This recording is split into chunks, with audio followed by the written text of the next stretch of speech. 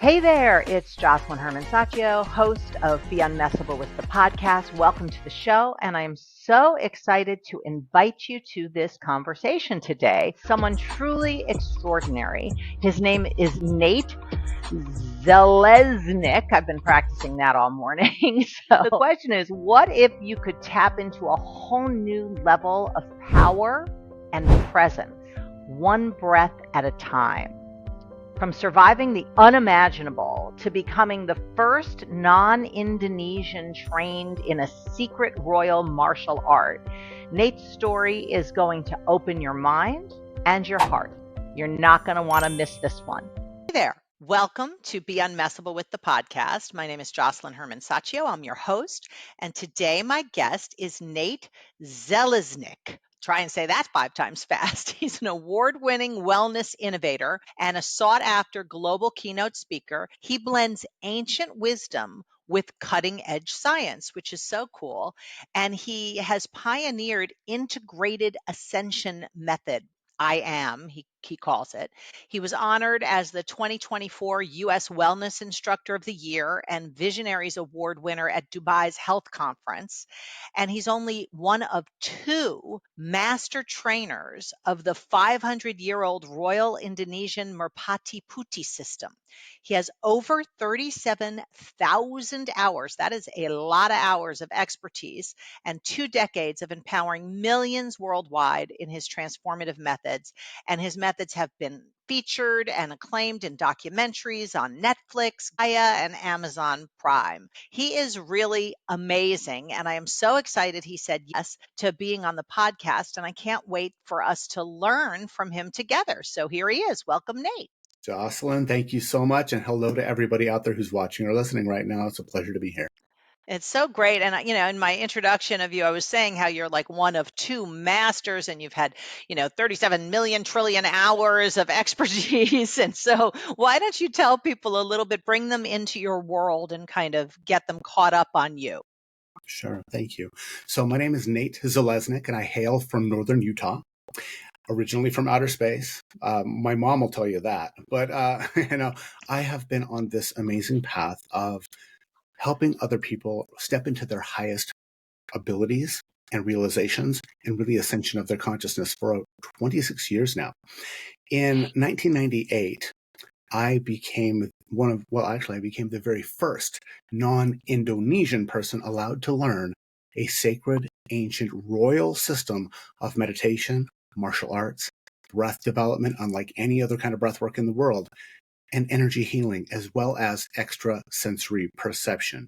So I've been on this spiritual path actually since I was about 12 years old. And this is something that a lot of young people go through, is this feeling like they're not enough. And growing up in Utah, as soon as I went to school at 5 years old, being the son of 2 Northern California hippies and not being of the Mormon faith, I was the only kid that wasn't, and they let me know it. And their parents let me know it sometimes too. And so I underwent some very difficult bullying, physical and mental, from the age of 5 until 12. And I basically, I had had enough. And so I was sitting on my father's den floor with his loaded rifle, and I was looking down the barrel of it. And I was ready to take that long journey because it was just pain all the time for me. And, Josselyne, in the United States, suicide is the number 2 cause of death for people ages 10 to 34. I know. Is that just unbelievable? But yes, I am aware of that. And most people aren't. And when they hear that, they're like, what, really? And yeah. And I almost became a statistic, but, I couldn't do that to my mom and dad. And so I put the gun away. And that night is when I had my first out-of-body experience, my first astral projection. And I really credit my higher self for saving me from myself. And that began an amazing spiritual journey where I started to have these more often. At the age of 16, I started to really dive into martial arts because I always wanted to be a ninja and a Jedi, but I could never find a place that even taught meditation. Not in the 90s, not in Utah, not in the strip mall. And so when I was 23 and I came across a Black Belt magazine article that guaranteed me inner power in 2 weeks, or I got my money back, I was sold. I was like, yes, 2 weeks, instant chi, let's get that. And it came with a little manual that was useless, but it did have a VHS tape that showed Indonesian martial artists. And these people were doing the most amazing things I'd ever seen. I'd trained in Japanese, Chinese, and Korean martial arts. I had never seen anything like this. And they weren't just breaking little boards, they were breaking stacks of steel and stone and just barely touching it. And these are smaller people. And they were having a great time. There was no anger involved. They were just smiling. And I was like, wow, that's pretty cool. However, what I saw right after that blew my mind and raised some red flags. So I saw people who could literally see without their eyes, and they could navigate obstacle courses. They could drive cars through traffic. Military special forces operatives who were shooting targets blindfolded. And it even showed blind people who could see and read written material. And right off the bat, I was skeptical, right? But at the same time, I had had enough of these out of body and remote viewing experiences, and I'd studied that the CIA had even trained spies to find out where Soviet missile sites were during the Cold War using their mind, that I was like, okay, well, why isn't this possible? And that's a big question, is why isn't it possible? And I was very inspired. And then the next day, I had what I call a synchrodestiny. And maybe people out there can relate to this, where something happens that you know it aligns with your soul purpose, and you don't have any other option but to follow it, and it changes your life forever. For me, that was watching a blind woman almost get killed trying to cross the street. While she was trying to cross the street with her dog in front of me, her dog led her into the light pole face first, and it hit me. I need to find those Indonesian people. I need to find them, and I need to help her. Now, Right. I never actually found her, but I did find the Indonesian people after a couple of weeks of searching, and I was able to bring them to the United States for the very first demonstration of this art. And then I found out how special it is, that it's an Indonesian royal heritage, that every branch of the Indonesian military has been using this breathwork and meditation for every soldier, including special forces, for the past 55 years, and that they had never trained a non-Indonesian person before, ever. And I didn't think I would be able to train because it had never been done. It was forbidden. But when they were about to leave, the chairman of this organization said, Nate, I communicated with the royal family heirs in Indonesia, and they have given you permission to become the first. And, when you grow up wanting to be a Jedi and a ninja, and then you have actual ninjedis in your house, and they let you step into their world for the first time for anybody not of their culture. If you can just imagine what kind of an honor that is, and also how terrifying it is, because I'm that kind of person that I love to help people, and I don't like to let people down. And here's this massive opportunity being laid at my feet. Well, I started training with a former special forces trainer who used to train this art to the special forces in Indonesia, who just happened to live about an hour south of me. Just happened. Wow. And a few weeks later, one of my younger brothers joined me, and then together we went through the ranks more quickly than anybody had ever been allowed to. We went to Indonesia numerous times. We opened and operated one of the largest martial arts and meditation academies in the country, and we did things that no one in history has ever done before. And there were a lot of firsts for us. So when I say, yes, I have a unicorn system, I really do, because I took that method, and in 2022, after not always can we stay in business with the same people forever, right? And so we decided we were going to help humanity in different ways. And I formed the Integrated Ascension Method, or the IAM for short, where I take this amazing breath work and this amazing inner power development and the ascension and expansion of consciousness. But I also bring in things like biohacking and supplementation and vibroacoustic therapy and brainwave entrainment and EEG training. I bring in all the coolest 21st century tech to help us do more with less and go farther, faster, in a safe way where we don't have to force it. So that brings me to where I'm at right now, about ready to launch an app, full suite of online training programs, elite one-on-one coaching for leaders who have lung and breathing issues, or depression, or high stress, or anxiety. Helping those who help millions of others is really main mission for me. And it's good leverage too. If you can impact people who impact people, then Right. your impact is exponentially grown. So, Right. I always ask in the show an example in your life of a situation where it was really difficult, like difficult circumstances could have messed with you, taken you out for the count, but you were able to emerge unmessable with, which in my work doesn't mean being tough. It means being able to stay true to your vision, true to your higher self. So tell us what comes to mind when I ask you to recall a situation like that. Okay, hold on. So there are many, of course, as any entrepreneur Yes. face these things going through. There will be times where you feel like giving up, and it's that voice in the back of your mind that says, what are you really capable of? Is this all? Is this all you can do? And when that voice comes back as a hell no, then you keep going. And it's usually, honestly, the hardest trials that we go through that forged in that fire who we actually become and that resiliency that we have to have as leaders. For me, it involved dying and coming back to life. So That'll do it.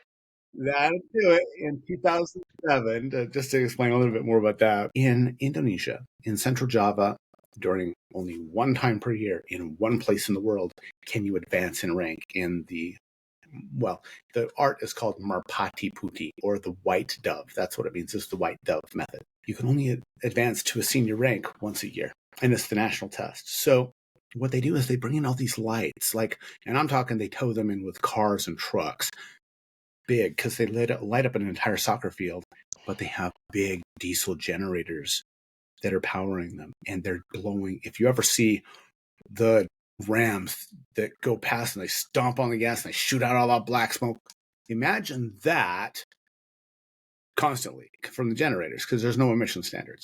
And they put me about 5 feet away from one of them, blindfolded for 4 hours. And so that was during the movement test. And you can't cheat off anybody else, so you have to be blindfolded. And when they finally got to the point where they said, stop, I collapsed. My body collapsed.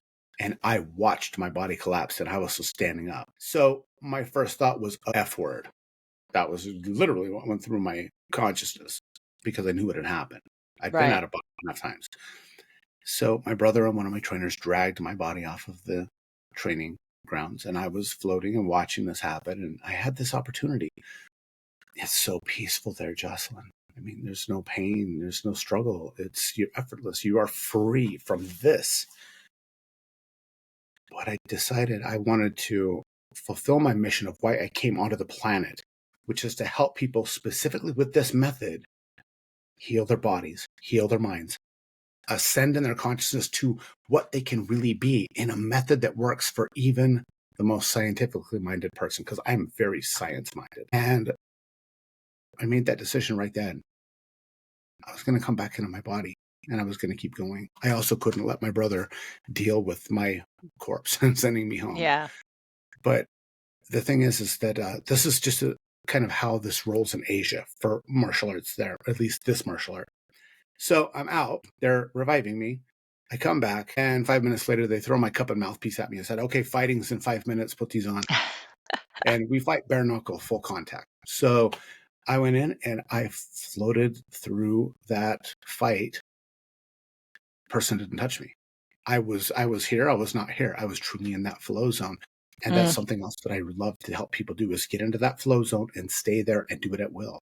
Because that really, for athletes, for business people, that is immensely important. So for me, yes, I have had the time where I could be unmessable with. And that was one of the major ones. And when you talk about the methodology that you use, when you're working with clients, what do you find is like the top thing that messes with them, that takes them out of being present and in flow? Yeah. Okay, so there are going to be a couple answers to this question. The first one, let's look at the mentality. Number one, a lot of people have an underlying, deep-seated, unconscious programming of unworthiness or undeservedness. So being able to drop into the subconscious, which I'm also a certified emotion code and body code therapist. So I help people do that and release those things permanently. So that said, getting to the root of why that's happening is really the most important, because we all know and we've heard of people that had it all and then they self-destruct, whether it's drugs, whether it's infidelity, whether it's getting caught doing something illegal. I mean, it's an upper limit problem, as the author Gay Hendricks talks about in his book, The Big Leap, which is an amazing book. A lot of people think that they can handle it, and then they get there, and then there's that subconscious program. It's like a time bomb that goes boom, and next thing you know, their whole world just collapses. And that's a very common, I wouldn't say normal, but I would say common thing. And I think we both know people who have done that. So mentality, that's a very important, is to find out not just the what you want and not just how you're going to get it, but why you want that. And also why you're being prevented from getting that. That's usually a blind spot for a lot of people. So that's first, is mental. Then it comes down to the physical. Now, when we drop in and we create an energetic system that is so powerful that, imagine this for a minute. What happens? Everybody out there, just imagine if you had a speaker wire and you started to run 5,000 volts through it. What happens to that speaker wire? I don't even know. I guess it burns up. Yeah. Vaporizes, right? You blow fuses. And so that's what the integrated ascension method really helps people do on the physical level right off the bat. There are numerous physiological benefits, which we can list, scientifically and medically proven. Energetically, however, to be able to have an energy system that can handle all the energy that you're pushing through, whether it's a Kundalini awakening, whether you want to heal other people, whether you are channeling energy through yourself to heal other people, or if you just want to know yourself better, when you have a more robust electrical or a biomagnetic system, you're going to be able to transmit more information, and you're going to be able to hold on to that better. So right off the bat, that's a very important thing for people to do, is to strengthen their energy. And it all starts with having a healthy body. And that all starts with our breath. Our breath is the most important energetic engine that we have. It is with us for every moment of every single day until it's not. We come in with an inhale, and everybody leaves with an exhale. And in between, we have 25,000 to 29,000 times a day that we can harness this amazing power and this awareness to become fully present with this moment right here. And that's the reason why a lot of people really struggle with their stress in their business, is because they are not present. They're either focusing their energy into the past and into that timeline of things they can't change, or things that they wish were different, or they're focusing it into the timeline of the future of what ifs or I wants. That's not here yet. So both of those are, it's a zero. You're not winning, because you're sending your energy into both. And most of us are doing this simultaneously. So when we use our breath in a very specific way to bring ourselves to this present moment right here, where there is only here and now, then unless you're actually being chased by a lion, there's no need to have the adrenal stress response of fear. And we know through psychology and through the biology that when you start imagining something that is a threat, your body doesn't know the difference.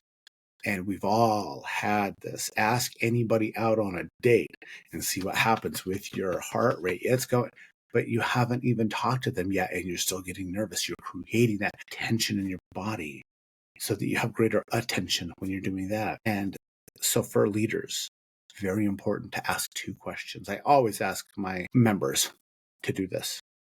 Ask the first question, where am I? Now, a lot of people, if they're on the Vulcan track, they're going to say, I'm in France. I'm in Paris. Okay, where's Paris? Well, Paris is in Europe. Where's Europe? Europe's on Earth. Where is Earth? Well, it's in the Milky Way galaxy. Well, where's that? It's in the universe. What's the universe? But when it comes down to it, honestly, Josselyne, the real and only answer is here. Where are you? Here. And then the next question is, what time is it? And like, I don't know what time it is for you right now. For me, it's 9:15 in the morning. For you, it's probably like 3:15, right? 5:15, but whatever. 5:15. It's all made up. Time is made up. So that means that the only answer to that question that's real is now. So if people just take a big breath in, ask themselves, what time is it right now? Another breath in. Say, breathe out, where am I? Right here. And they just continue to focus on their breath in a circular fashion. Of course, you can't just focus only on your breath all day long. But the more that we practice anything, the more we make it an unconscious habit. We get to that unconscious competence where it becomes who we are and how we exist on the planet. And when we do that, and we're constantly in the back of our mind, changing that program of unworthiness from I can't do it, I'm not good enough, it's not going to work out for me, or what ifs, and we change it to what time is it? Where am I? And breathe. Then we start to walk through and be in our life in a state of grace instead of a state of stress. Yeah, that's great. I can see in the work that I do with people, one of the things I have them do is see what's messing with them at any given moment. And anytime you're being messable with, you're in that world of automaticity, reaction, fight, flight, freeze. So that methodology of what time is it and where am I could be a pretty simple hack. I have people create hacks, but that's a great go-to hack. I'm going to start offering that to people as a way to shift back over to nothing and then shift back over to their vision. So I love that. That's wonderful.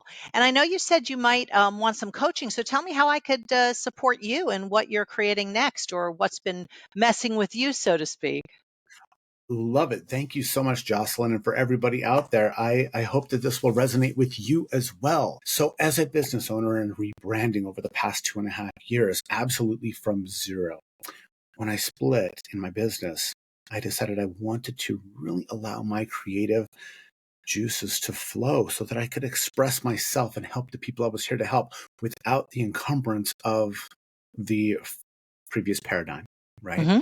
So I gave up everything, the name, the intellectual property, everything. And I decided I was going to, no, the method, of course, I'm the proprietor and the originator of that. But now, after branding of 2.5 years, going through a couple iterations, I'm finding myself where 2025 is about to go bananas as far as the amount of help that I can offer people.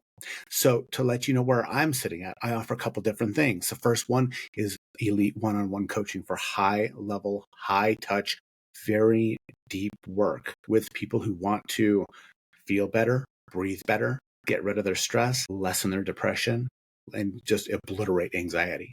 This is for leaders. Okay, so this is a high touch, high level program. So that's the first one. And I do that on an occasional basis. That's not my main, one-on-one is not my main focus.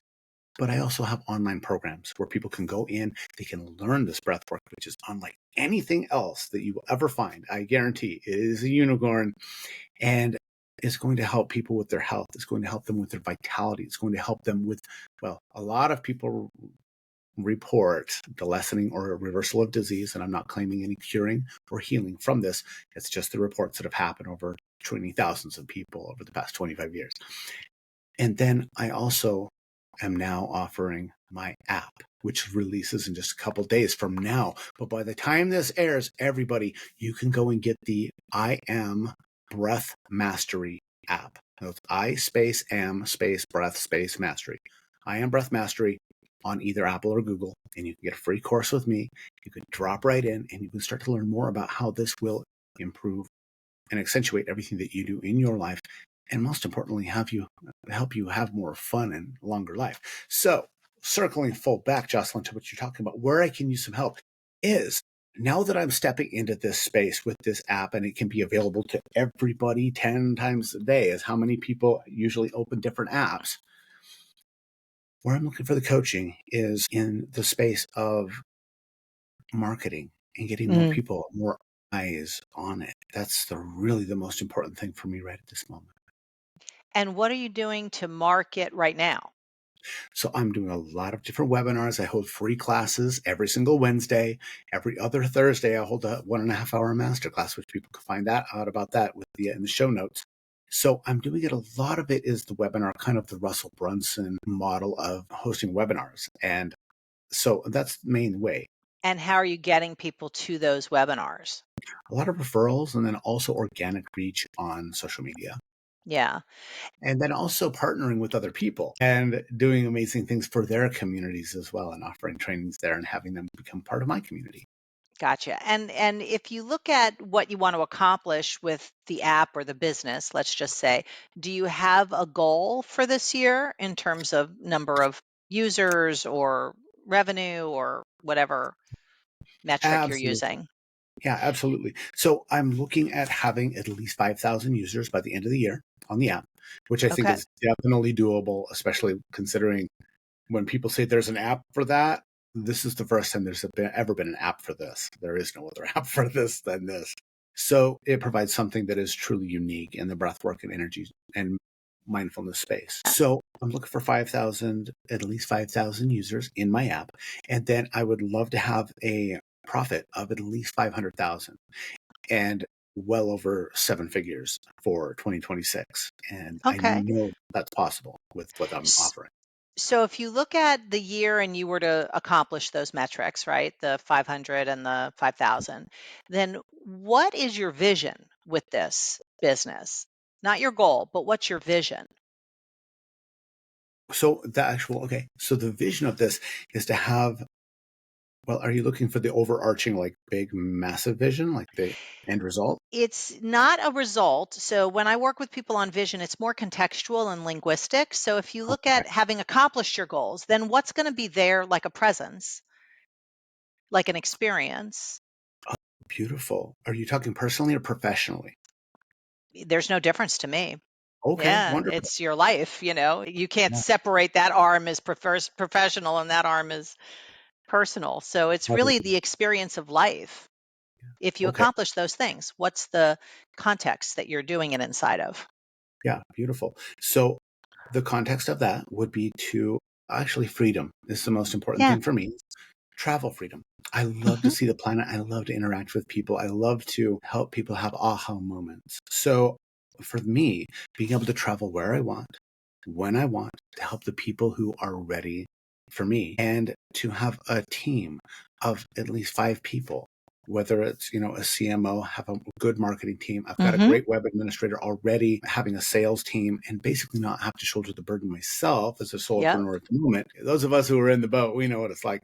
But I really am looking for that dream team of people who can fill all those seats on the bus so that it makes my life one where I am actually in my zone of genius and I can do what I came here to do and not the other things that take me away from that. Yes, absolutely. But those are all goals too. So having the team Sure. of five people, you like 500, Yeah. 5,000. Okay, so we got the Right. Yeah. fives. But if all that happened, then what would be there like a presence, more of a non-dual space? Mm, harmony. Great. So if harmony, for the purposes of this interaction, harmony would be the vision. And then the goals would be the five people and the 5,000 and the 500, all that, right? So inside of this vision of harmony, which now would serve as a lens for you to be able to view your vehicles through. Your vehicle is the app, your vehicle is the one on one, your vehicle is the partnership. So you have a lot of vehicles, but you have this overarching vision that can serve as like a truing mechanism to what you do and don't engage with in terms of how you end up promoting everything. You know, when I work with entrepreneurs, and that's basically who I work with, the biggest thing that messes with them is having to do it all. So, in terms of your team, what I would do is create that harmony vision, right? And then go out a year.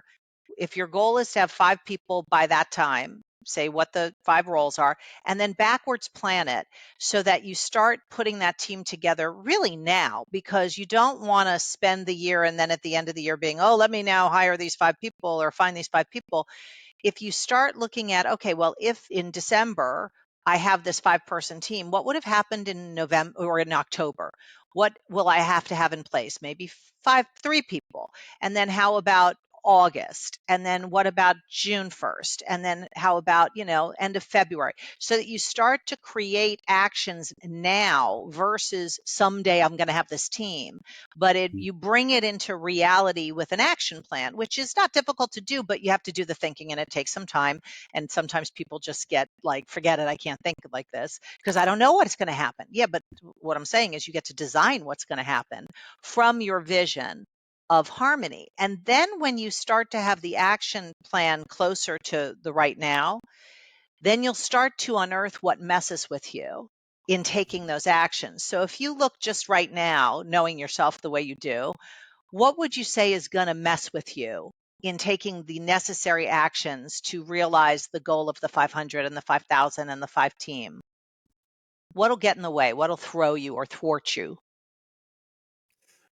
Very good question, Josselyne. Thank you. I love that. Okay. So I think for me, I feel into this that, like you said, doing it all and putting more on my plate because what needs to get done needs to get done. So yes, I think that is the Is going to tyranny be the big thing that's going to mess with you. Yeah.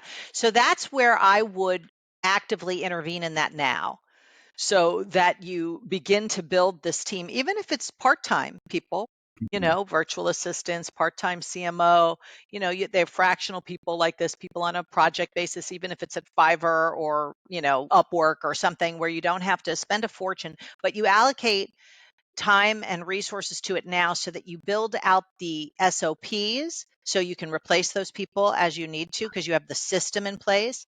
When you're doing something yourself, start to video yourself, make a Loom video walking somebody through it so that when you bring somebody in, it's turnoverable without you having to spend the time to train them necessarily in a call, and start building out as many systems as possible. Because the other thing that puts the lid on entrepreneurs' projects are there's no systems in place. So it's all kind of like whack-a-mole, and you're just dealing with whatever life is throwing at you, but you're not really stepping into what you're creating, which is this vision of harmony.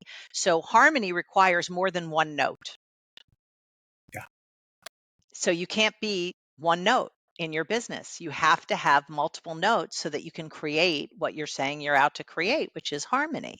And you don't have to wait till you have 5,000 users and 500 this, $500,000 or 5 people on the team to bring harmony to any situation. You can bring that at Starbucks. You could bring that with your family. You can bring that right now at any given moment, which when I say, live your dream now, that's what I mean. It's not get to your goal someday. It's live your vision, live your dream right now as an expression.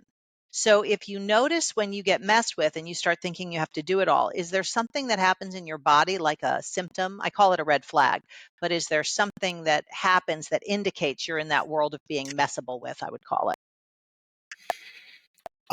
Yes, I would say it's adrenaline. I feel my And what does energy. that look like in your body? Like, where do you feel that?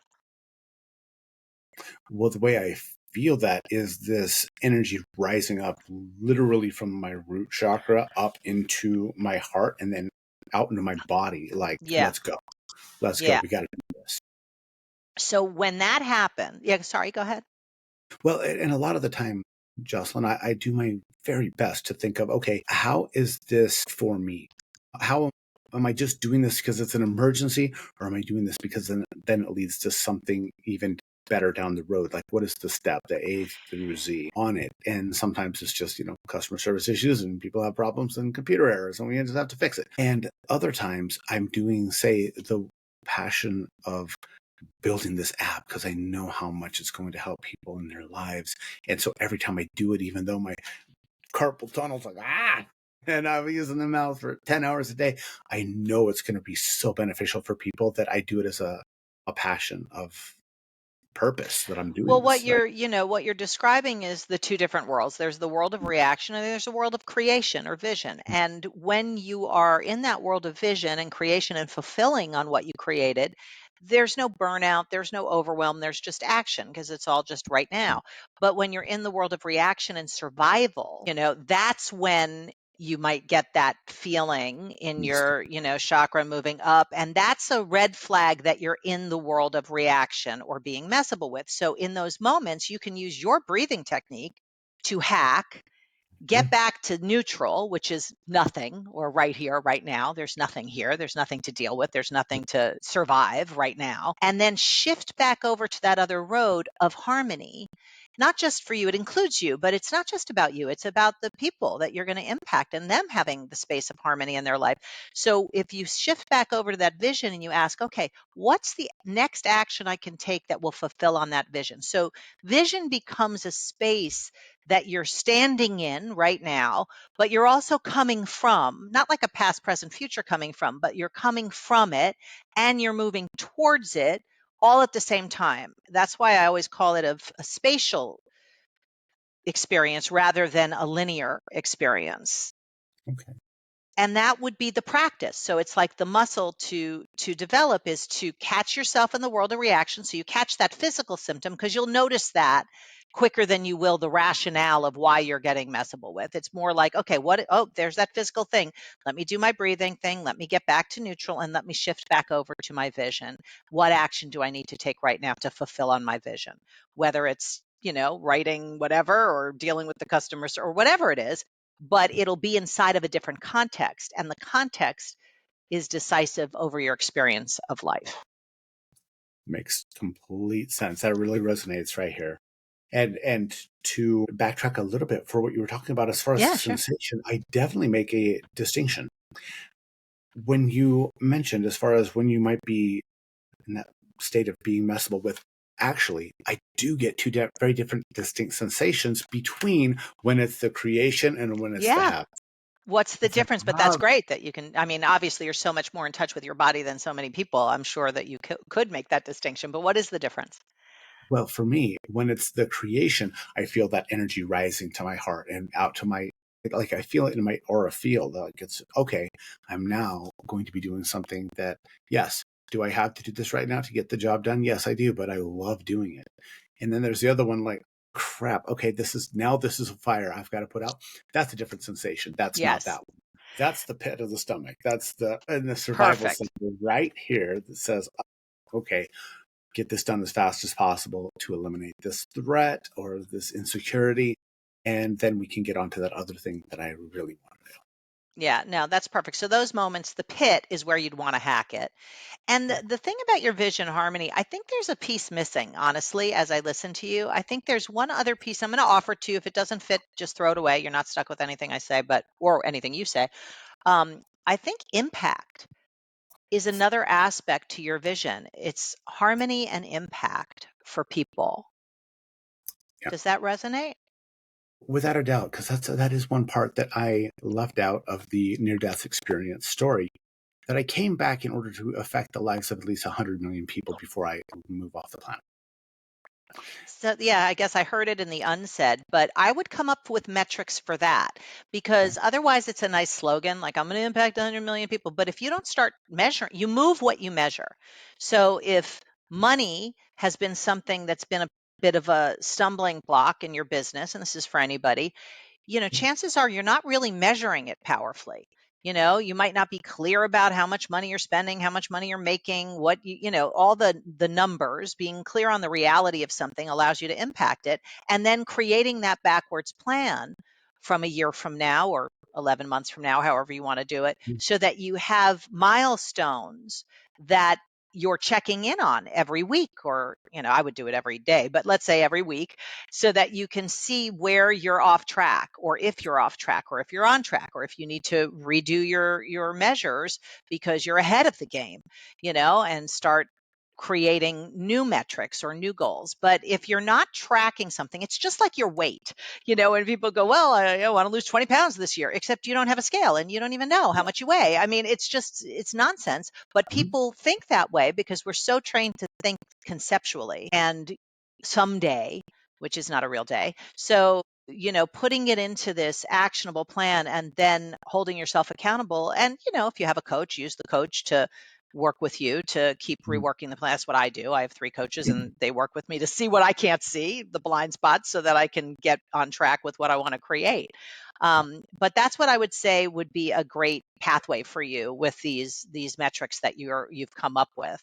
Because if it's $500,000 by December 31st, then what is it by October 1st? And what is it by August 1st? And what is it by June 1st? And it's not going to just be like, let me divide 500 by whatever, because you're going to get momentum, over the years. So you have to kind of plan it in a way that's not, it's not like predictable, but realizable.